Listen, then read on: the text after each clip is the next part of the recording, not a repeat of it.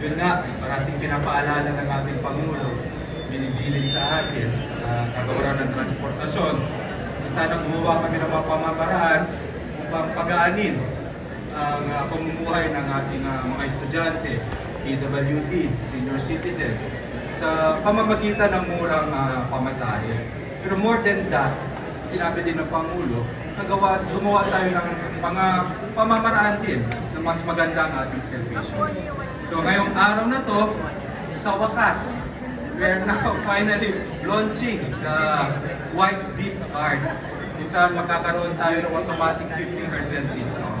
Ang kagandahan po kasi dito, pag nakita nyo po yung mga printers, on the spot na po ang printing. And it will just take 3 to 5 minutes.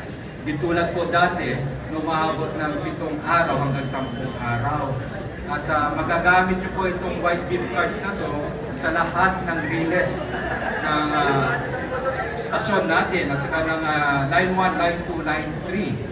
At kung gusto ko rin iparating sa ating mga estudyante, PWD, saka senior citizen, kapag weekend po, bubuksan natin ang ating mga estasyon from 5 in the morning hanggang 10 in the evening para magbibigyan naman natin ng pagkakataon ng ating mga estudyante, PWD, senior citizen, para makakuha ng kanilang white beep card.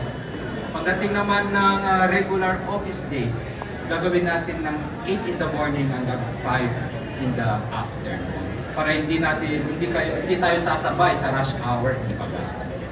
So, salamat po sa inyong lahat at salamat po sa ating Pangulo. Ito po ay programa actually ng Office of the President. Katuwang lang po ang kagawaran ng transportasyon. Kasama po namin ang RRMC, ang MRT3, Line 2 at syempre gusto ko magpasalamat sa Beep Card Company.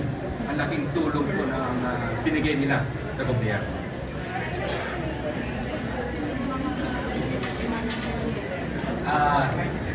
Actually, based on our report, sa lahat ng ating riles sa linya, ang nakikinabang na ng 50% discount yung single journey ticket.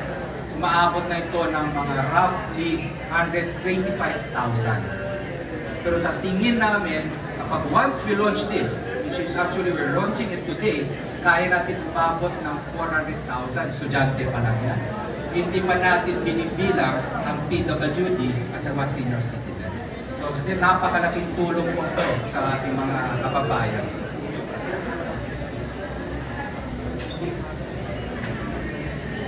We have enough beep cards.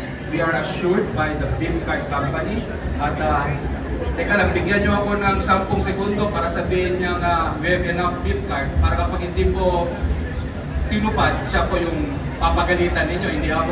Where's the beep card owner? So, sinabi niyo po sa atin, dito po siya. Can you just commit that we have enough beep card? Para meron po tayo sa sufficient and enough beep cards na ganun. Dalawa po yung low na beep card, which is the standard, we have enough. And then, sinisimulan na po natin magdagdag ng order para sa mga white beep card.